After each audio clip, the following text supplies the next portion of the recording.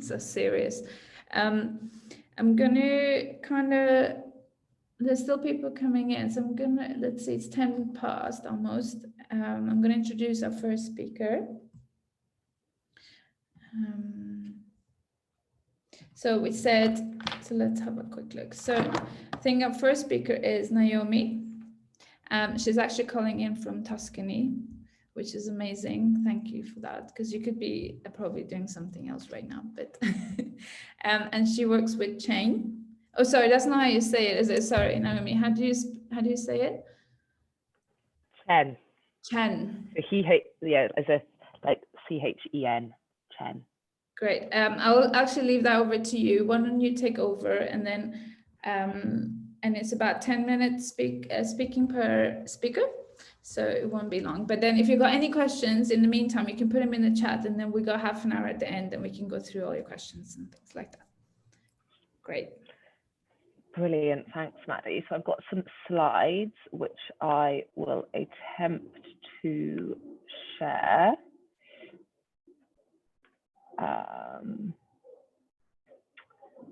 Let's see, hopefully my hotspotted internet is gonna work, be our friend today. There, can everybody see those? Amazing. So hi everyone, and thanks to Maddie and Outlandish and Space for having me. Really nice to be with you all. So as Maddie said, my name is Naomi, and I'm a movement builder at an organisation called Chen, which is a feminist nonprofit that uses technology to fight gender-based violence, which obviously is the topic of this event today. And for those of you who don't know Chen, we've been around for over 7 years now. We started off originally when our founder Hira Hussein was trying to support two friends who were in abusive relationships, one in the UK and one in Pakistan, and realized how difficult it was for them to find the sort of basic information that they needed to enable them to get out of those situations. And she thought that if she could put together easy to access, easy to understand, clear information on these topics, that she could really change and potentially even save lives. And so that is what Chen has been doing for the last 7 years. We have now supported, reached over 400,000 people around the world, and we reach more people every day. And our resources and services have been described as a virtual hug and also a tool for survival by those survivors who use us. So what I'm going to do today to get us started in this discussion is just give a really sort of whistle-stop tour of how Chen uses technology to support survivors, the kind of different ways we do that, and also some sort of key features of our approach. And then I know we're going to hear from some other amazing speakers about the specific projects and stuff that they're working on as well. So Chen, as I said, supports survivors of gender-based violence through technology. We do that through sort of two main ways. So one is guides and one is digital services, and I'm going to talk a little bit about what they look like. But before I do, I wanted to sort of highlight some of the key sort of features or principles that drive our work and drive all of those resources. So one is that we're survivor-centered, and we really put the experiences of survivors at the heart of everything we do, and I'll talk a little bit about what that means in a second.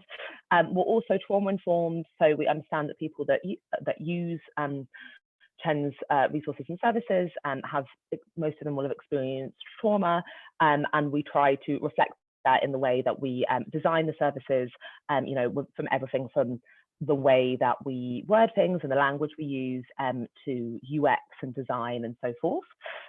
We are also open source, and we are open source in both technology and in content. So what that means is that all of our code is open source and anyone can use it, but also all of our content is available under Creative Commons licenses, so people can use it as long as they attribute it to Chen.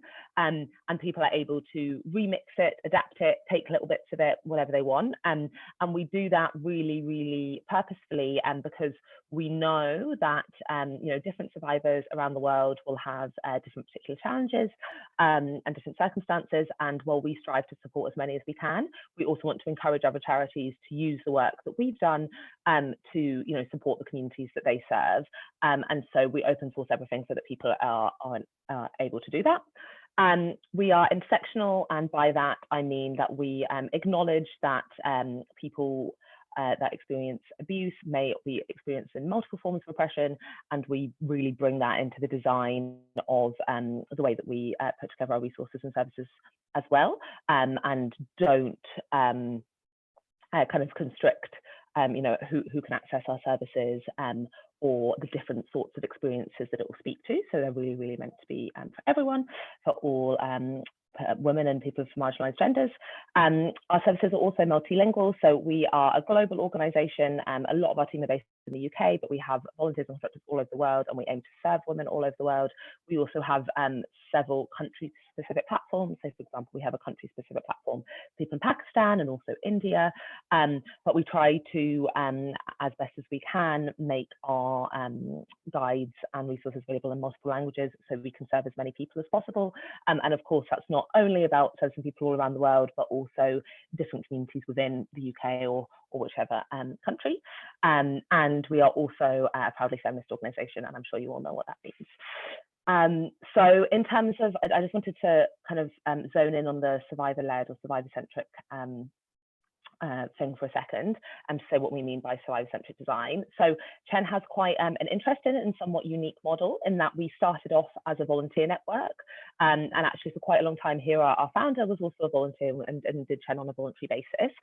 We now have a sort of hybrid model where we have a core staff team, which I'm very happy to be part of, but we continue to work with a larger group of volunteers who, as I said, are based all around the world. And many of our team and many of our volunteers are survivors themselves. And so what we do whenever we're building resources and guides is we have the input from a really, really vast range of survivors from different parts of the world throughout the whole process, which means that their insights are foundational to what we do, but also specifically that has that intersectional and kind of international perspective. So as it says here, it really embeds diverse views, values and experiences at each stage of the project. Of course, we do this not only by working with our volunteers, but also by doing extensive user research with survivors. But we really see our volunteer model as not only strengthening the quality of our resources and our services, but also, as it says here, building leadership skills that volunteers and survivors can use in the long term, and by really empowering people to be involved in this process and support their own recovery, but also report the recovery of others. So now I'm just going to talk about a little bit, a few of our guides and resources, but this is our website, which I'll also drop in the chat, and I'll only have time to mention a couple today, so please do go and have a look because you'll find everything here. So one of the guides that we have is the Do It Yourself Online Safety Guide, which, as you can see, is available in multiple languages. This is a guide that supports survivors to protect themselves on the internet, and we have two versions of the guide, a sort of basic and an advanced, and the guide has lots and lots of cat gifts. The idea being that we're taking what can be quite a scary or quite a technical topic and making it accessible to everybody. We also have a good friend guide, and I wanted to highlight this one because I suppose this is a bit different from what people might automatically think of when they think about tools around gender-based violence. So this guide isn't focused specifically at survivors, it's rather focused at those who have a friend or a family member or some other loved one who's experiencing abuse, and it gives practical tools and advice on how you can be a good friend or good family member and support that person. And again, this has been put together with input from our volunteers and survivors around the world on what they have found useful in their own experiences. Another one of our guides is manipulation is abuse. This is looking specifically at emotional abuse because, as we know, not all abuse is physical, and enables people to identify what can be manipulative situations, and also to be able to navigate those situations. We also, in addition to our guides, have several digital services, and this is something that we've particularly kind of built out in the last few years as Chen has grown and got some funding and that kind of thing. So one of those services is Soul Medicine, and this is a micro course platform. So it's where people can get sort of bite-sized information or bite-sized support to help them on the journey to recovery, because as anyone that has looked for information on domestic abuse and gender-based violence on the internet will know, it can be really, really, really overwhelming. So the idea of this is that people just get a little bit of information, a little bit of support every day. And we take content from all of our other guides and all of our other resources and services, including the ones I just mentioned, and put it here in this sort of bite-sized form. People are able to access this online. They also can sign up to receive it by email, and that can be a really personalized service, so they can set the time of the day when they would like to receive the messages. If they might be potentially living in an unsafe situation, or they don't want others to see that they're receiving this, they can disguise the email, so they can have fake subject lines so that it won't be clear what the email is, and they can also choose the language that they receive these notes in. Another one of our digital services is Your Story Matters, or YSM, which is a digital companion for survivors of sexual assault. And what it does is it enables people to build a sort of toolkit of what is most useful and most important to them. So we have all different sorts of things on YSM, from deciding whether or not to report your sexual assault, taking care of your body after assault, and people can go through and save for later and sort of build a toolkit of what they want, and then come back to it as they'd like to. And then another one is Bloom, which if you follow us on social media, you probably will have seen a lot of information about, because it's something that we've launched and have been running at the moment. Bloom is something that we started during lockdown in response to the fact that obviously we all know that during lockdown there was an increase in domestic violence, and people were trapped at home with their abusers in some cases, but there was also problems in accessing in-person services, so people weren't able to get the sort of support that they might have been able to before. And to sort of fill this gap, we launched Bloom, which is essentially an online trauma support service for survivors of domestic abuse, and it's not a crisis service. It's not to replace therapy, but it's essentially gives people tools, information, and support, again, to aid them on their recovery.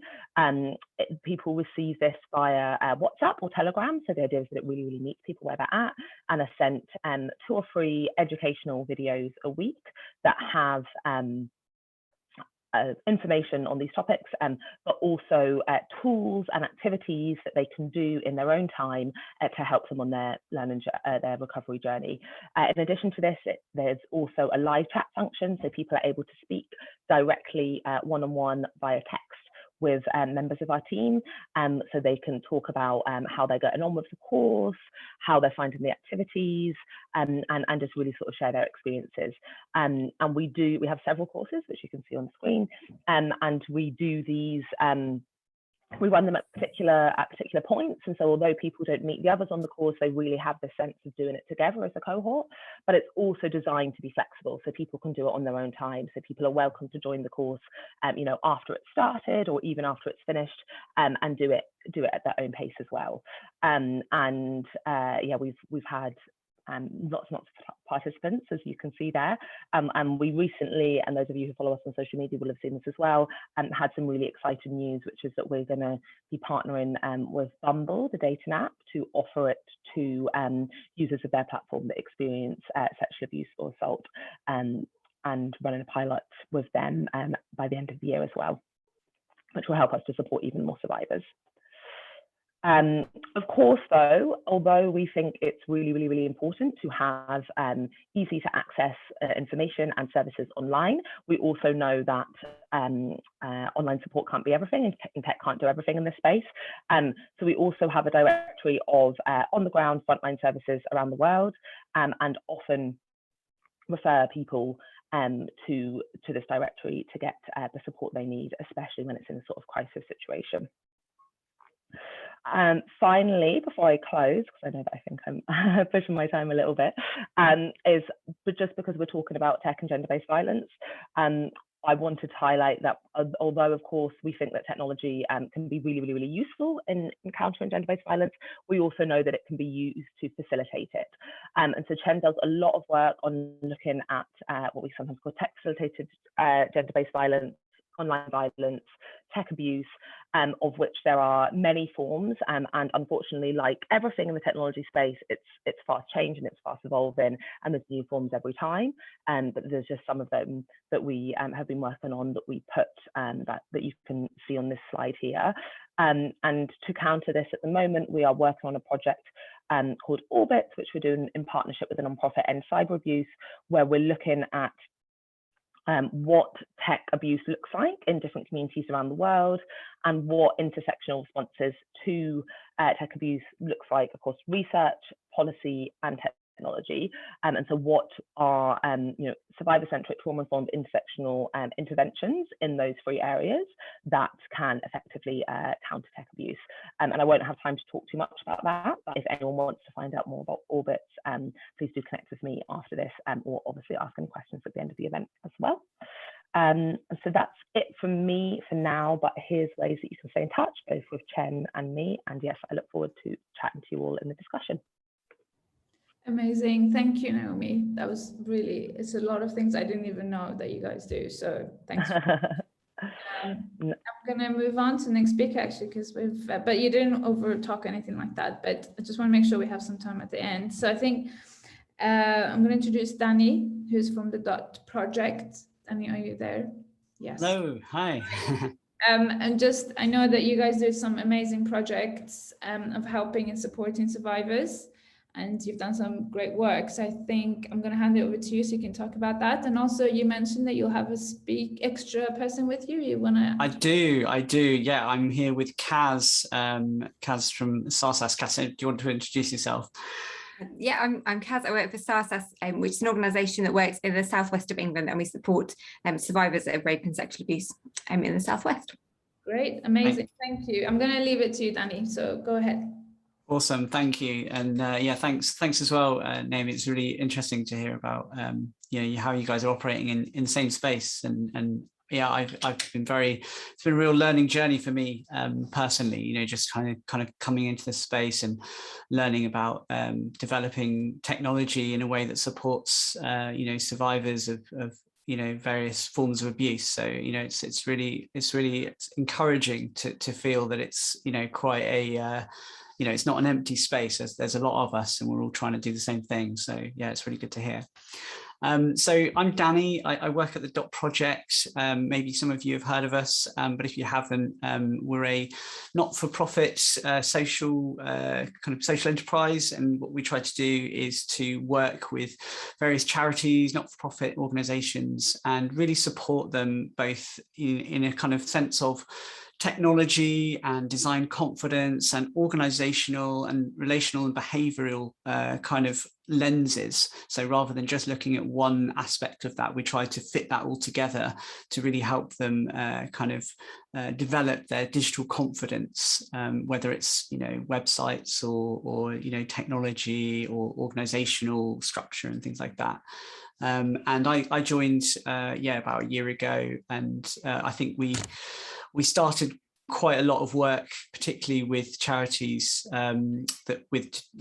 supporting people from domestic violence and sexual abuse. As the pandemic started, it was quite a kind of uptick, and consequently quite a lot of funding went into it as well. So we sort of felt like we're kind of not quite at the front lines, but we're right behind the front lines supporting those charities. And SARSAS, who I'm going to talk about now, was really like right at the front of that. And that's, this is a story of how we try to help them respond quickly, but also responsibly and thoughtfully. So I've got a few slides, but I really want to get Kaz's voice in here because she was the one that we worked with, and she was the one that actually did most of the work. I just kind of nudged and pointed a little bit, but she did most of it. So I'm just going to share a screen. There's only a few slides, but just to help give a little bit of context. So hopefully you can see that. Yep. Okay.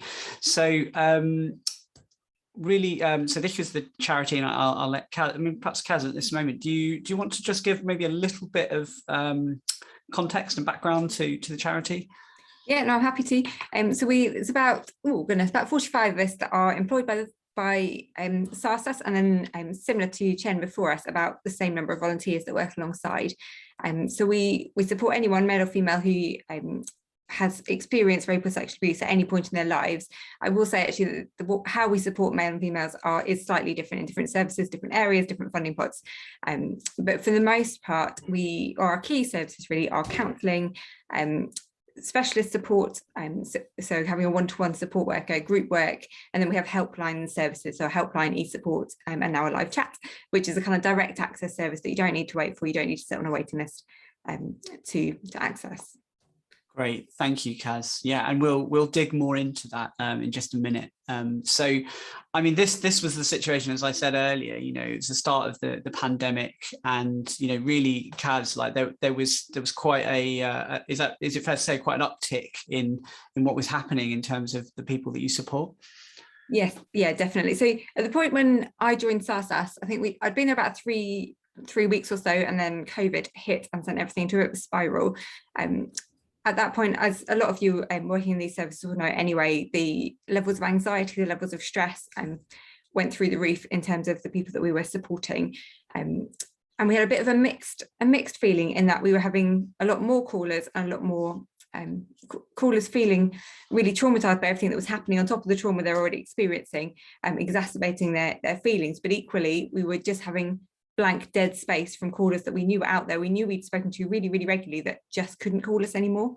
So callers who were essentially stuck in their homes, but stuck alongside either the person that was the perpetrator to them, or with family members or housemates who didn't know what had happened to them, and made it unsafe for them to call us, unsafe to enter their counselling spaces or to phone our helpline or get hold of us. So that was our particular worry, I'd say, at the beginning of the pandemic. Yeah, thank you. Yeah, that was really well put. And just to say that a big part of your service is the support. This is the support service, right? That's the contact team. How would you call it? The support team? Well, we've recently relabeled it because it was all getting very confusing, but it's now helpline services, for want of a better umbrella term. So all of our instant access services that you don't need to queue up for, you can phone right now, actually, because it's on at the moment. So we've got a helpline mainly staffed by volunteers, and then we've got an e-support, which are kind of classic helpline services. Yeah, I won't go any further than that. And this is a key part of what you offer, especially during like these difficult times. And as you said, like this support service was actually quite challenging for people to access. Is that just on a logistical level? Like do you want to talk about that? About why it's hard for people to phone you to get support? Yeah, I mean, particularly we were really aware that I'm going to break it into two levels. We've always been aware that there's a set of people that would struggle to use our helpline, because they live with family members, or because maybe English isn't their first language, they don't feel confident to make that call, or got a hearing impairment, and there's various disabilities or access needs that would make a helpline a really tricky thing to call. And also we felt that there were probably a younger level of survivors who didn't feel so confident making phone calls and are more confident in an online space. And just weren't accessing our services. So it had been on our to-do list. It was handed to me when I started the role. At some point down the line, it would be lovely to have a live chat service. But as is always the case, these things get pushed down and pushed down. But then when COVID hit, and suddenly everything else came into play in terms of users who'd called us and used our services before, who suddenly couldn't call anymore and couldn't use services where they might be overheard by somebody, that raised live chat and the need for a different access method massively up the agenda. So yeah, soared right back to the top. And if you were thinking, you were at that place, and I think that's roughly where we crossed paths at that point, and it was sort of like, how would you normally solve this problem? If you wanted a live chat service, you identify the need for it. How would you normally have gone about that? Essentially, we tried to solve it ourselves for about 2 or 3 days, and me and a colleague had Googled it, had read blog articles that other people had put on. We'd done a bit of mystery shopping and tried out a few other people's ones. We'd come back together, looked at all the information, and thought, oh my word, like, we are in a position at the moment where our calls are going through the roof. Our staff team are all feeling massively stressed. We've lost half our volunteers because they need to work their lives out. We just don't have the time or the headspace or the understanding to know what to do with all of this information. So yeah, our normal route would be to learn how to do something and do some market research, essentially, but we just didn't have the ability or headspace at that point. Yeah, and I think that's where we try to support you, and exactly on that point of we tried to we did some research with you guys, and what we were trying to do was to talk to the support team to really understand and break down how the support works on the phone. What are the stages that people go through when they phone you guys up for support? And it was sort of like we were talking about how just that first introduction is so important, and how do you hold that space, and what language do you use, what principles are your team applying? Because if we were going to transfer this to a digital service, we needed to bring those things with us. So we had to really break down the elements of that call. Is there anything that you would add to that? Yeah, no, I think that's fair. I think there was 2 elements that led us to making use of an external organisation, so essentially calling Dot Project. The first being that we didn't know how to decipher what we needed in terms of the tech that was out there. What we'd found was an enormous range, everything from a kind of off-the-shelf service, which maybe kind of 3-4K to put in place, right up to a bespoke service that could be built to meet all of your needs at kind of 20-25K, and didn't know where we needed to be. But then the other side of it was that we also just didn't have the capacity to work out exactly what we needed.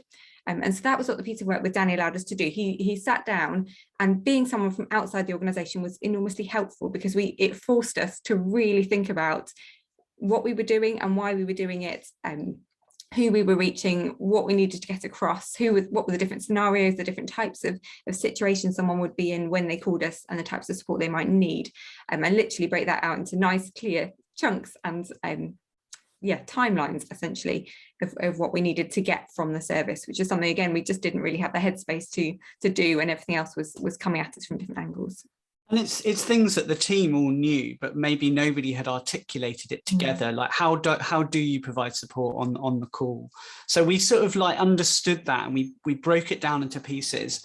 And then we started to think about, well, how would we prototype this? How would we create a real life example of this, but also in a safeguarded way? It's quite a challenge, particularly in this sector. And also, because we didn't want to sort of just launch a chat service, the cost and all this kind of thing. So we had to find a way that we could sort of experiment with this, but also do that in a really sort of thoughtful and sort of safeguarding way. Is that fair, Kat? Yeah, that's fair. So what Danny did for us was to go away and find I don't know where you got it from, actually. I've got no idea what happened in the background. It was live chats. You did. You brought us in a very basic live chat program. Was no frills, no whistles, but it did what it said in the tin. So we could use it. We could set up role play scenarios using a whole load of team members and volunteers who we set up with scenarios, and they spoke to each other over the live chat that we were trialing, with a notepad next to them, scribbling down at all points, I don't like this font, I'm not sure about this, that worked really well, and then brought all of that information back together. So we did quite a number of those over a week or so, a couple of weeks. We had very short timescales. Yeah, absolutely. And just to be really clear, like when we talk about prototyping, some people think that means that someone's gone off to code something or develop something really technical. And all we did was use a trial of a commercially available product that gives you 14 days trial. That's all we did. But in doing the trial, it gave Kaz's team the ability to see the back end of the chat service, so that the support team could see what it was like to use. And then obviously, because you had sort of some people that used to, the volunteers were role playing to talk to the people at the back. Is that right?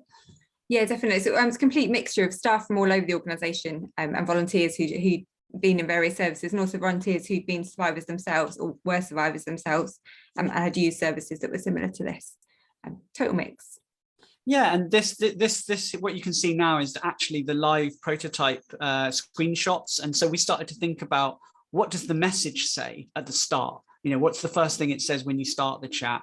And, you know, how does that, what's the language? What's the word? These are the sort of things we were testing, really breaking it down. What's the language say when you close it? You know, how do we ask for feedback? How do we do that? Because a lot of these chat services were built for retail. They were built for, you know, not really this type of context. So we had to really be sensitive to imagine. And I think there was something really important that we found from testing it, Kaz. Do you remember that? I do. I think the thing that surprised me, I'm just completely naive to technology, it turns out. Actually, no, I did know that beforehand, but I'm even more naive than I realized. So when the person was typing, so the chatter, for one, or survivor in this term, was typing, we could see what they were typing before they pressed enter, which amazed me that would happen. And maybe that's a normal thing and I've just not realized. But it's massively unhelpful for us as a kind of operator to be able to see that, partly because it feels like the person hasn't given their consent and they haven't allowed us to see what they're typing before they've pressed go. But also it potentially meant that we could see scenarios that might relate to safeguarding or something like that, which that person then retracts and we shouldn't have seen. And then it just created a huge amount of mess and complexity, which had never occurred to any of us. So daft things like that just we're thrown out of that project. And those are small features that the chat service probably think is a benefit. You know, they might not even mention that granular level of detail. It's such a subtle little feature that for a retailer is probably just out the bag, but actually in this sector is a really critical piece of information, because we're breaking down, you know, the detailed experience of what it's like to chat when you're in a state of crisis. You know, it's a very different experience. So there was these subtleties that we were drawing out as a result of using the trial, all for free. It didn't cost us a penny. So it's just a sort of really good example of using that. So just to conclude a little bit then, so we talked about the privacy of messages, how to, you know, kind of position those messaging, how to do the safeguarding, particularly within the test. It also helped staff readiness. It helped the team get used to it. Is that right, Kaz? Yeah, definitely. And get used to how you show someone you're listening when you're typing. It sounds like a daft small thing. But yeah, the difficulty of doing that and remembering that you've only got that one little screen that needs to fit on a phone. So we got some of the staff to make sure they weren't doing it on their laptops, which is your normal go-to in the office, but they were doing it on a little phone screen so that you could see how much information you could write at one time and write little messages and send them quickly rather than overthinking and writing essays to send off. So yeah, training was useful. Yeah, and it's, you know, got buy-in as well, I think, to the team, and everybody could kind of prepare for what was coming. So very quickly, this is the actual live chat. I think these are the real screenshots of once you'd implemented it, because all of these findings, I think, then enable you to go to a digital provider with a much more detailed brief. Is that fair? Absolutely. I mean, what we got to at the end was a position where we had a really clear brief of exactly what was needed, so that we could send that over and we could end up with a product that did what we wanted and worked for us, rather than us having to fit ourselves and our service around the product we bought in, which we've done before. We've made that mistake in previous pieces of work, and it was much more. This meant that we've got the project that works for us now, and the project that is as much as we need it to and no more, which sounds odd, but essentially we realized we didn't need a load of frills and whistles. We didn't need lots of complicated things. We just needed the right wording and the ability to talk to that person, and to show them what we could provide for them and to keep them safe in that moment. Thank you, Kaz. That was brilliant, and thank you so much for helping and providing the extra context and letting people hear it from you. I think that was really good to have your voice in this call, and hopefully everybody has seen just how something very simple, like, you know, spending a bit of time to really deeply understand what it is you're trying to do. A lot of what the work we did didn't actually involve technology. It just involved listening to people and understanding their experience. And the technology bit was just a little teeny bit at the end, but there was no coding or anything like that involved. And it just helped, hopefully, you know, reveal a more detailed process that anybody can do just by using trials. So, you know, simple example. So I think we're up for time, but yeah, thank you very much. And I'll hand it back. Thank you. That's amazing. Thank you both. I just had a thought because I was listening to this podcast with FKA Twigs recently, and she was in some problems with her ex-boyfriend. And one thing she did say that really stood out was how she, at her worst, managed to get to a phone call and ask for help. And that changed her life. And it just kind of stuck with me. And everything you talked about just kind of says how important that is to be able to do that you know that there is help. But just a little side note. But anyways, I think our next speaker, Alice. Are you here, Alice? From AI for Good. Hi. Yes, I'm here. Can you hear me okay? Yes, we can hear you. I'm just going to introduce you quickly. So you work with AI for Good, and also you've launched some amazing programs recently. One that you wanted to talk about was the Rainbow program. Is that right? Yes, that's correct. About helping and how technology can be really important in these cases. So I'm going to hand that over to you, and we're good on time, so no rushing or anything like that. Great, thank you so much. So my name is Alice. I work for AI for Good. AI for Good is a social enterprise that builds AI-powered technologies for the most vulnerable and underserved, with the small caveat that this technology should be sustainable, ethical, and scalable. And for us, it's quite important. And this is how we kind of like partner up with organizations around the world. And this particular project has started in South Africa in 2018 with partners such as Soul City, Institute of Justice, and Sage, the accounting software provider. And basically, without our partners, we won't be able to kind of achieve this impact and this amazing scale. And I think it's quite important that, you know, we all see each other as friends and potential partners and collaborators. So I'm quite happy to see a lot of like familiar faces on this call, and I hope we will build even more partnerships in the future. So let me just share some slides with you. Hopefully you can see it. So basically I'm going to talk about Rainbow, our smart support service for gender-based violence and abuse. And it's quite important to understand that during the pandemic, we learned a lot about the space, and we understood that, you know, providing non-judgmental, safe advice, kind of like invalid information is quite crucial these days, even going beyond the pandemic, I think. And I'm also going to touch base on touch on how we can use data and AI to combat domestic violence and abuse and gender-based violence, and how we can leverage the knowledge, the learning from different digital products to actually influence policy making around this topic, and to kind of like also provide, you know, better strategies for, you know, charity providers or direct service providers and police or NHS or, you know, local housing organizations. It's quite important that we share the knowledge that we have and don't retain it. And this is what I encourage like all the people participating in this discussion today to do as well. So as we know, gender-based violence is a global problem. So globally, as we know, 38% of murders of women are committed by their intimate partners. So it's very sad to see the statistics because it means that, you know, people that women usually trust the most and want to build their, you know, entire life around and have kids are sometimes toxic people, and, you know, can manipulate them, can coerce them to do things, and also kind of like control them and not let them speak to their family members, to their closest ones. And especially when they need this the most, when they need to share this information with someone, this kind of support is not available for them. Also, like, because we learned from South Africa, there's a lot of victim blaming and shaming.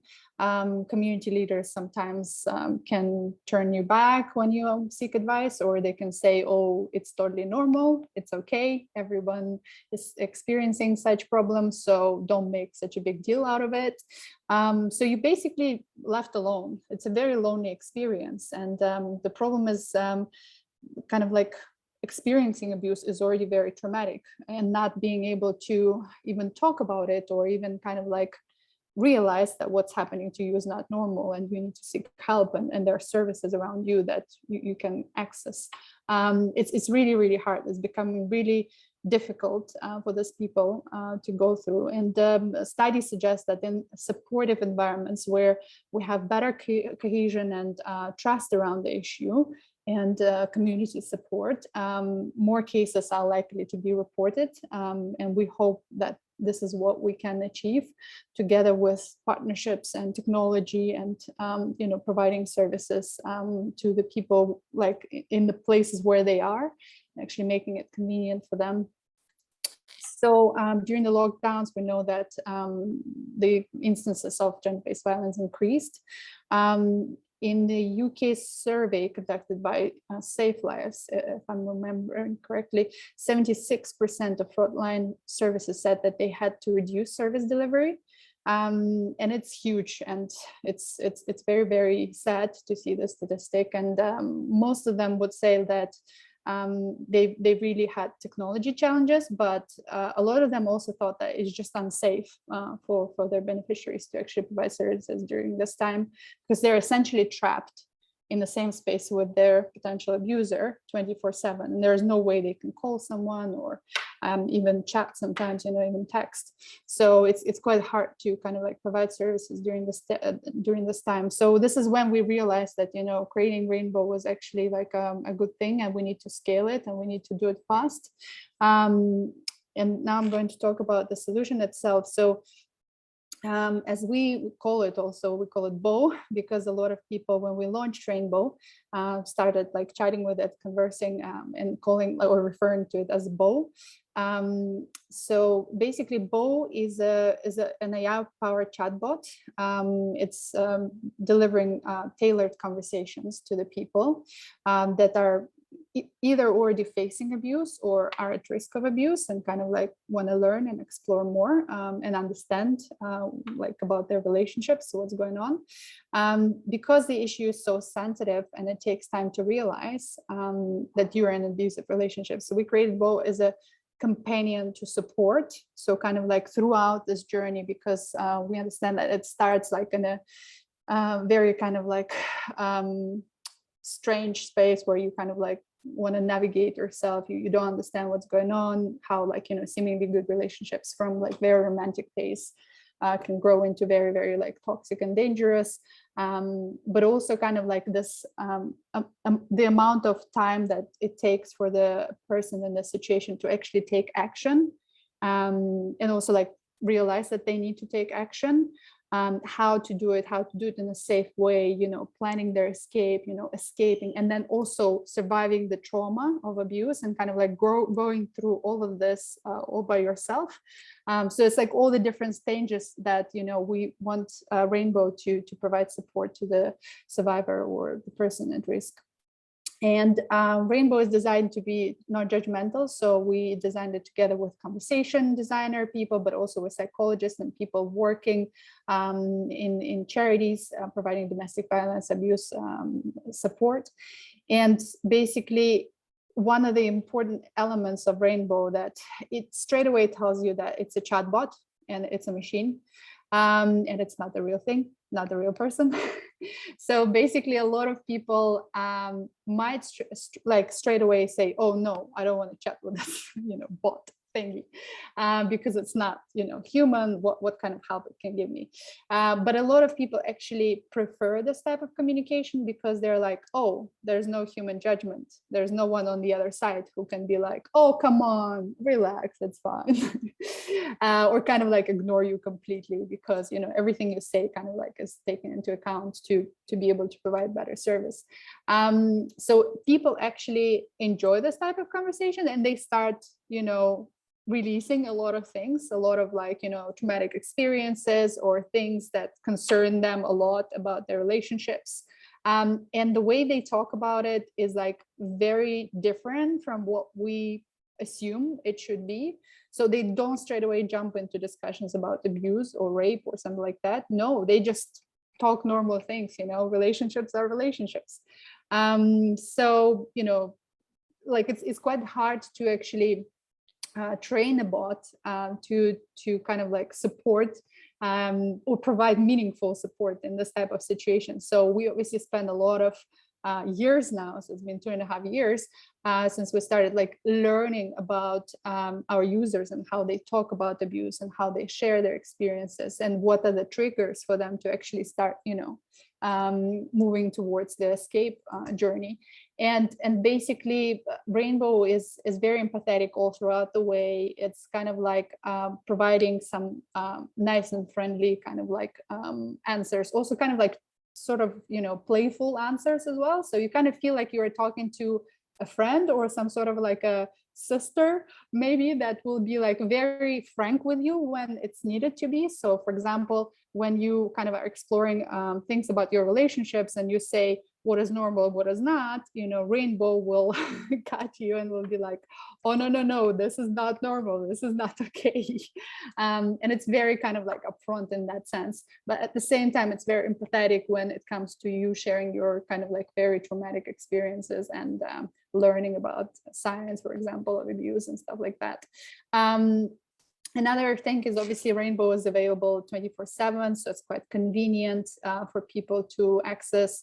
We learned, as you can see from the data later, that abuse happens like mostly throughout the weekends and after working hours of all charity providers. So it's quite important to make the service convenient. So obviously you can have multiple conversations. Obviously you can delete it at any point. The fact that it's called Rainbow is not because we just like, the colorful brand. No, because we designed it specifically to make it look completely unrelated to any abuse services out there. So nothing in its name is like, it's first of all, it's not gendered, so it doesn't have a name like, female or kind of like a male name, so that, the person looking through your shoulder will never get suspicious of like, oh, who are you talking to? Who is this Rainbow type of person? It also kind of like, has this like ability to not only just delete the conversation from your app, for example, from your Facebook Messenger app, but you can also like retrieve all the data. So if you are still concerned, and a lot of people are, about your data and how it is handled, and like what if it leaks somehow and the bad person might get access to it, actually you can always delete it. So you can always ask Rainbow to delete all the data that you exchange with Rainbow. So talking about data, so as we know, accurate data is the lifeblood of good policy and decision making. And we basically, we were thinking a lot about it while starting working on Rainbow. So basically to train a bot like this, we needed like a lot of data. Unfortunately, it was not available. Nobody would give us, ready-made, conversations or like, type of queries or type of words that we need to use to understand the voice of the user. So we actually had to kind of like generate it ourselves. And what we did, we basically first launched like a very simple rules-based chatbot. And then later on, we used this data to train the AI algorithm to put on top of it and actually, perform as a kind of like more better service, basically improved service. So in terms of the data, we've done some research based on the conversations that we generated in the past 2 years. And we know that it is a fact now that the peak hours of Rainbow are obviously like, really early in the morning and after working hours. So people chat with Rainbow usually after the workday ends or like super early in the morning. So this is when they more or less save. Then another thing is like increased activity. So we've seen it on Saturdays and Sundays. And obviously like we know that a lot of helplines and charities, at least in South Africa, were not available during this time. So we had to consult with our partners and make sure that they kind of like talk to the service providers and actually ask them to somehow improve the situation. Finally, another interesting kind of like stat here is basically users who engage with both through personal stories and science section. So science section is where we explore the science and definitions of abuse. So we kind of like talk about all the different types, of abuse, like from financial control to coercive behavior to, emotional abuse, all of it. And personal stories is where people actually who have experienced abuse share their stories, and we actually made them like in a very interesting format. So it inspires a lot of people to actually move towards action. So they're 40% more likely to take action than those who don't. So basically, it's a very, very good kind of like impact measure for us as well, and make sure that this is the content that we need to kind of like focus on the most. So in terms of like insights, so I will just quickly skip through it. So when we started working on Rainbow, as I mentioned, we didn't have enough data. So like the content that we have provided was very limited in terms of themes and kind of like the actual, interactions. Now we have a lot more themes that were like, I would say users had to drive our kind of like content development because they would be asking questions, they would be like pointing to the things that are quite important for them but are ignored in Rainbow. So we had to work on them, we had to develop new content. So last year we added like a whole new module, for example, on legal rights, from getting protection order to LGBTQ plus questions and stories. Obviously, they're still like looking for more mental health information, especially during the pandemic. That was the most key kind of like important thing for them. Divorce, alcohol abuse, children. Children is the most important topic for all the kind of users that we have. This is like number one priority when it comes to especially escape situation. And another thing that I mentioned before is that not a lot of people use the words such as abuse or rape or violence. So you can see on the right-hand side that these are the phrases that they use when they talk about abuse. And obviously, when we trained our triage system to also identify people at risk and people who need like help right now and straight away need to be directed to like helpline providers or like other service providers, basically we needed to know how they actually frame, their sentences around this type of situations. So finally, impact numbers. So we have reached 20,000 users in 2020, I think it was December figure, and then 1 million conversations. I think now it's a lot bigger probably, but I need to check with my team. So we have quite a good engagement rate, 10 minutes, more than 70 messages exchanged per user.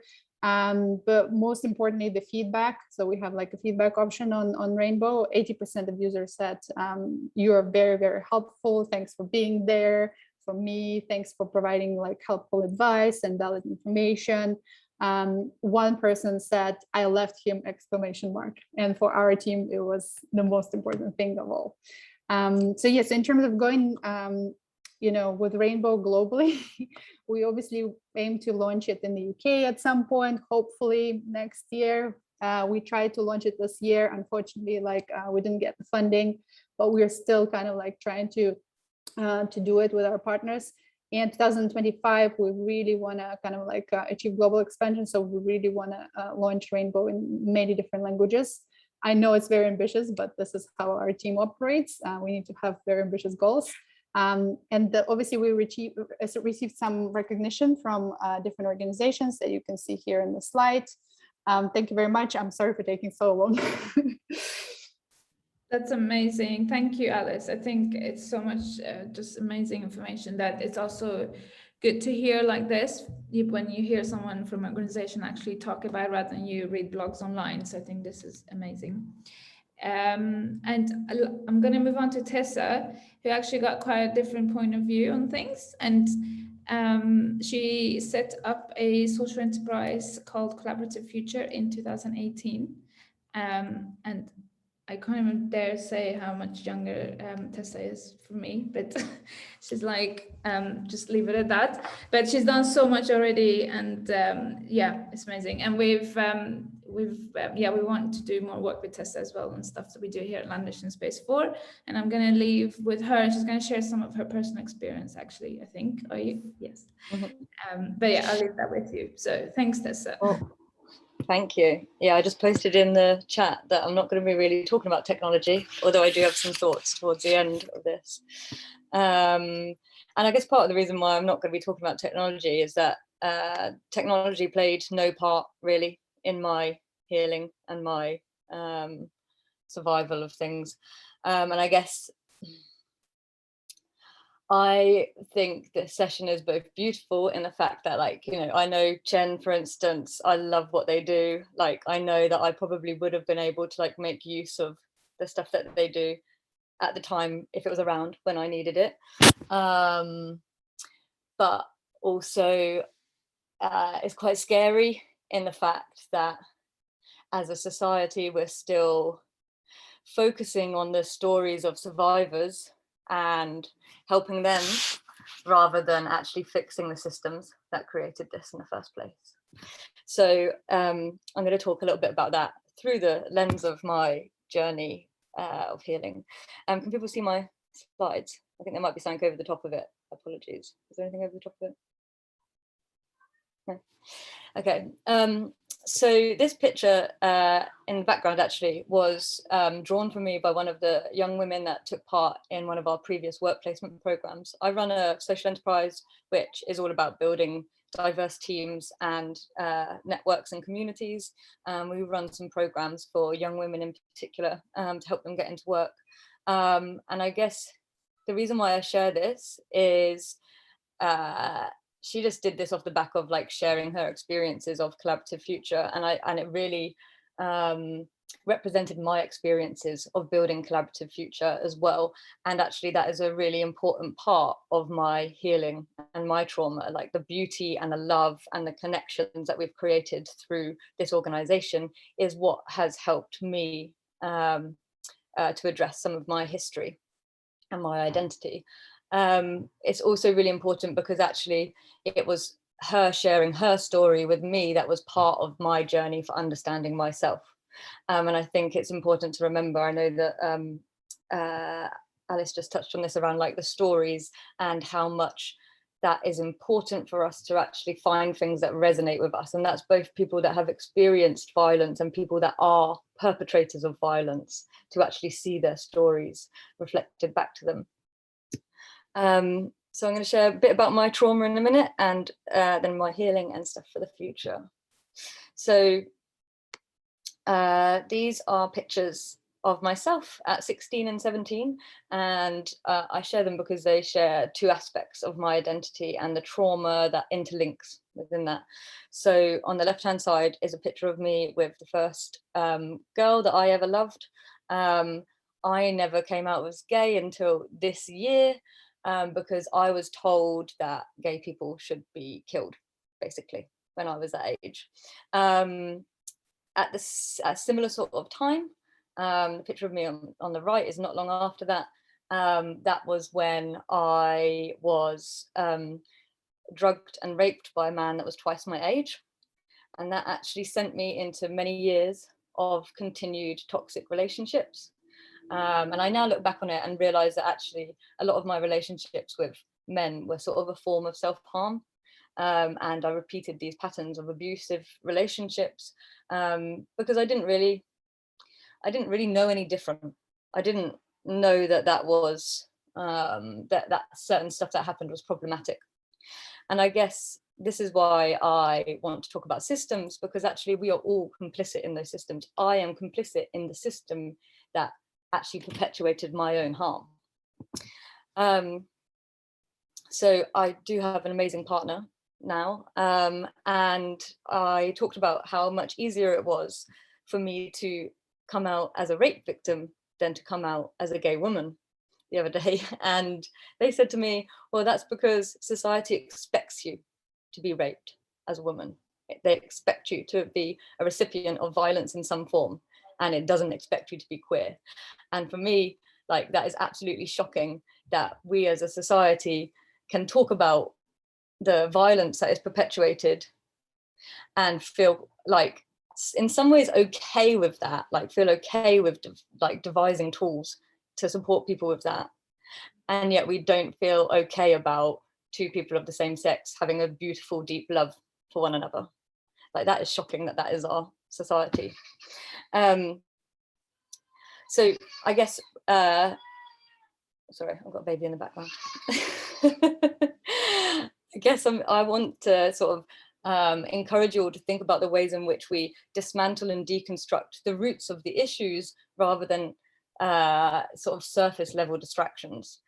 Another conversation that I had with one of my friends recently about assault was, and I think someone's asked a question about this, was around the never-ending discussion in terms of the Gender Recognition Act and women's toilets and safe spaces for women. And they turned around to me, they are a non-binary person, they turned around to me and they said, well, the problem with this whole conversation is that men could just assault women in the street if they wanted to. They don't need to dress up as women to pretend to get into women's spaces.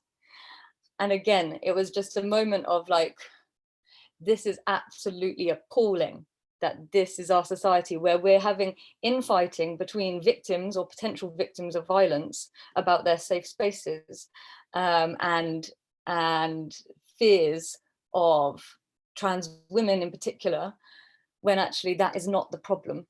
The problem is the violence and the people that are perpetuating the violence in whatever space they want to. And I guess for me, like, this is the type of system that we exist in. We exist in a system that values and is built on these sorts of values of exclusion and extraction and violence and possession and domination. That is our entire system, and that forms part of who we are as well as individuals. So in terms of my healing and how you overcome this sort of system, so I guess, like I said, after my initial experiences of rape, I didn't go around looking for support, because actually I blamed myself, like lots of people do blame themselves. I actually thought that I was ridiculously drunk and that I must have been asking for it. And it wasn't actually until this came out, what's the name of the program? I'm gonna not kill you. I'm gonna destroy you. I'm gonna destroy you. It wasn't until this came out, I had already known about, by this point, I had already known about drinks being spiked and things like that. But it wasn't until I saw this story where my entire story was played back to me, and I saw the confusion and the anguish that I'd had at 17 to sort of like reconcile with the stuff that had occurred for me. And it wasn't until this that I found the like words and the conclusions that I'd spent over 10 years not having ways of describing what had occurred for me. So it's again like the stories and the people and the experiences that are represented in our world that helps us to create change. At the same time, I found a space, these are some of our team, I found a space that as a queer woman, I could be me, and I was free to explore what I'd been told about myself, and I was free to explore my trauma and how that had shaped my personality. And so I guess in this healing journey, I want to point out that there is not really any technology or apps or tools that are involved in that journey. It's all about people and resonance and stories and community. And there are a lot of technology. Again, the reason why I love Chen is the community around that tool. So, oh, sorry, I've highlighted the wrong thing. It's meant to be the future. So I guess, what does this story mean? And I'm only really talking from like my experiences, like how can that help with technology that is centered around gender-based violence? Like, is it all about building communities? Do we have to wait until like every rape survivor, as an example, stumbles across the perfect combination of content and people to help them to heal? Or is that massively too late to wait for that? Sorry. So I guess I'm just going to share 3 things that I think could have avoided all of my trauma, like absolutely avoided all of my trauma. So one thing is education. Like I'm now only just experiencing and understanding like boundaries and needs and my body and shame and guilt, and you know, I'm only just starting to learn the ways in which sex and violence is used as an outlet for people. Like I'm only just starting to see all of that, because I was also so angry at the violence that had been inflicted upon me. And so we need education that actually allows people to express themselves in different ways and understand how they convey their feelings, is what it's ultimately about. Because I guess for me, the reason why this is not just about survivors is that violent systems constrain everyone. They constrain the men that are perpetuating this violence. The belief that you have to interact in this way with people that you love in many instances, like that is constraining them and not allowing them to live like amazing, fulfilling lives. I also think that technology can be used to create more restorative justice, not necessarily bringing direct victims and perpetrators together to talk about their stories, but actually we need to hear more stories of perpetrators and their processing of their acts. And the reason why we need to hear that is because we need more young men to see those things, recognize stuff in themselves earlier, and do stuff to change it before anything happens to other people. I'm sharing this post here because I wrote about my rape at the end of last year, and I got an astounding amount of messages from an astounding amount of men not knowing whether they were one of the people that I'd talked about. And it was both painful for me, but also amazing to see that there were all of these men like actually consciously thinking about their actions in the past. And the reason why I think it's important to actually be investing more in the perpetrators of violence or the potential perpetrators of violence is that they are often doing stuff from a place of pain themselves. Like we inflict our pain repeatedly onto others. And yes, we also need to support survivors with processing that pain, because survivors can also be people that go on to abuse other people because that is what they know. And lastly, I think we can use technology to bring people together and to create collective spaces of healing, but also collective spaces of imagining where we don't actually have to go through trauma to say, this is how our world could be. And for me, what that does is that breaks us out of these toxic patterns. Like we repeat these toxic patterns because it's what we know, but we don't have these spaces to actually say, well, this is what could be. This is the type of world that I want to experience. And there's an amazing amount of virtual spaces now that I experience as a queer woman, as a polyamorous woman, like where there are people that are convening together and creating different sorts of relationships and exploring those different patterns that they think they might have, and unpacking those and saying, okay, what new patterns can we create and how we relate with one another. And I guess my last point is there's a lot of organizations now that are starting to seek lived experience, finally, seek lived experience for how they build their services and their systems and their support. But I actually think that like the entire power in anything that connects to violence in any sort of way should be handed over to survivors, because actually those are the people that I want to build a system, not just for me, but I want them to build a system for my son. Like I want them, like they're the people that are going to know how to avoid these sorts of situations in the future. So that's me. Sorry, I went on for too long. Thank you for that. I mean, honestly, really, really glad that you didn't back out of the talk in any way, because that was really good. Thank you so much. I think it's really important because, you know, tech is great, but it's also good to talk to someone who's also experienced it on this level, and that you're really comfortable, and amazing that you want to share that with us. So thanks for that, Tessa. We've got some time, actually. We've got about, well, I did say 7:30, so we've got about 10-15 minutes. If anyone wants to ask any questions, if you want to talk to anyone in particular, anything like that, we've got time for that. So I know there's been some communication and chats on the chat group, but is there anything in particular does anyone want to raise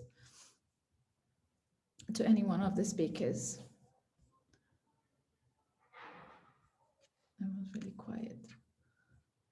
I've just put everyone on the spot. I was like, oh, I don't know, I don't know what to say. I think I've just been reading through these messages, and they're amazing. And I know there's a few people who've introduced themselves. And if you want to contact any one of the speakers, feel free to do so. And if you guys want to put your contact details on here again, that would be great. Just your websites or email addresses, however.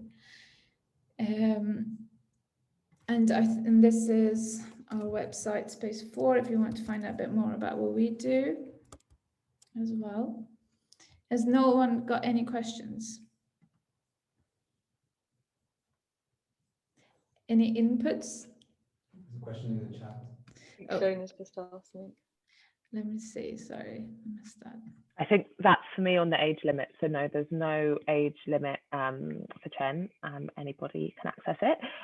For some of for services where we do direct live chat, so for Bloom, that is intended for people over the age of 18.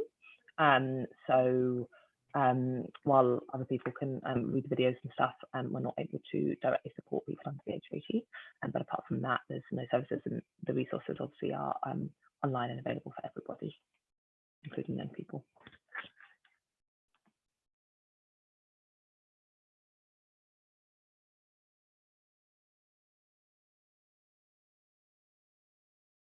I mean, I've got a question for some of the, I think there's some education organisations here, looking at some of the comments. Like, I'm really interested in like, where is education at the moment around like consent and relationships and boundaries, and like, because I often Google resources more for like both my children, my 5-year-old child, who we talk a lot about this sort of stuff already. She said to me the other day that I wasn't allowed to put her to bed yet because it was her body and she could do what she liked with it. Yeah, so I guess I don't really see much that is for young children or teenagers online at the moment. I don't know. I may be able to answer that. Hi, it's Shona here. I work in the UK in the Midlands. I'm a crime prevention officer, so I work with 10 to 17-year-olds, and my job is to try and keep young people out of the court arena.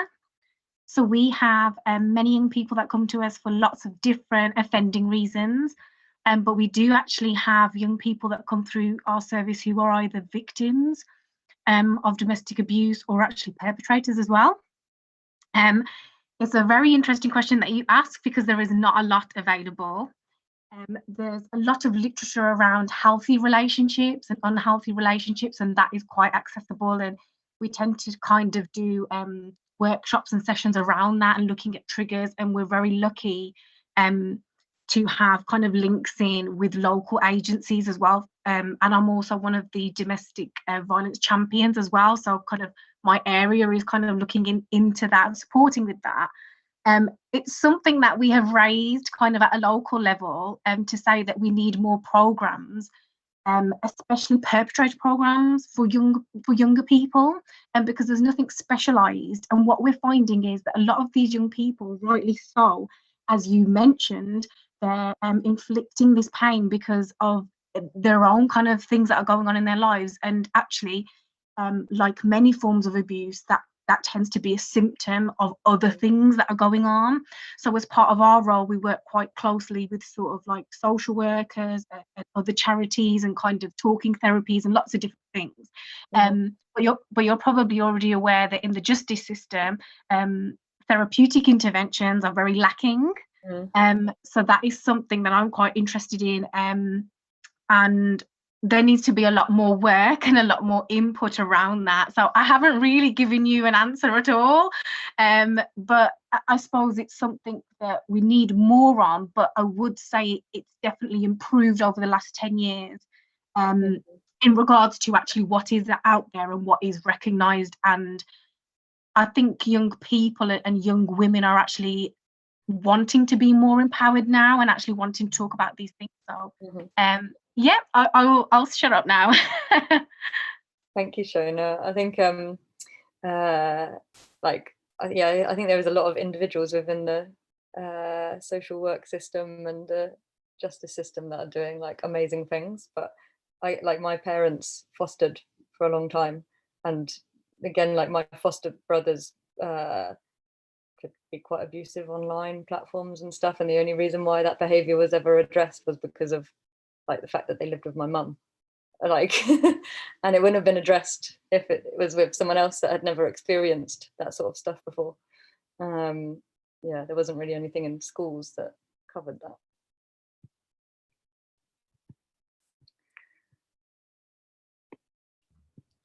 Thanks. Thank you both. Olivia, are you still here? Is she still here? I don't know if she is. And she mentioned she works at charity supporting children and young people with technology. I just wanted to see if she wanted to talk a little bit more about what she does, but I don't think she's on the call anymore. Anyone got any other questions? There's one in the chat. Tom says you can ask straight onto the call. Should I talk through your mic? Yeah. Okay. So the idea that gender-based violence is a global issue was raised today. And of course, organizations like Rainbow and Chen have aspirations for making sort of their services take it beyond the borders of the UK.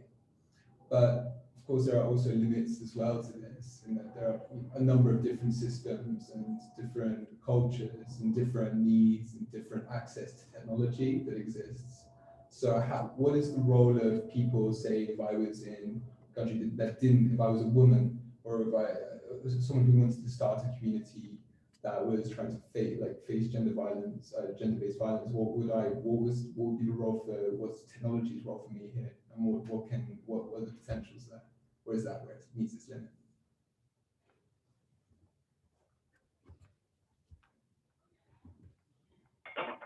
I'm not sure I quite caught the question because you were breaking up a little bit for me. So is it if you were wanting to start a community-based project to support survivors in a particular region using technology, what would be the way to go about that?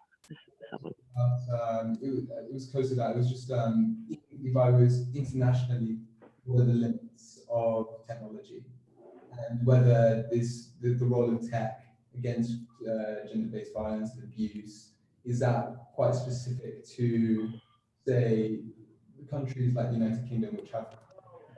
Right, yeah, got you.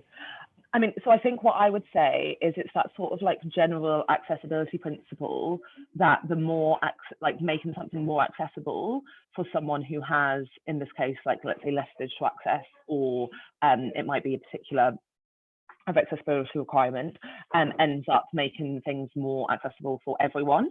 And so I think that the same principle applies in regards to this, that of course there will be some people that don't have any access to technology, and in those cases tech-based solutions aren't going to be the right thing, and that's why I don't think any organization on this call would or anyone on the call at all would support only having tech-based solutions.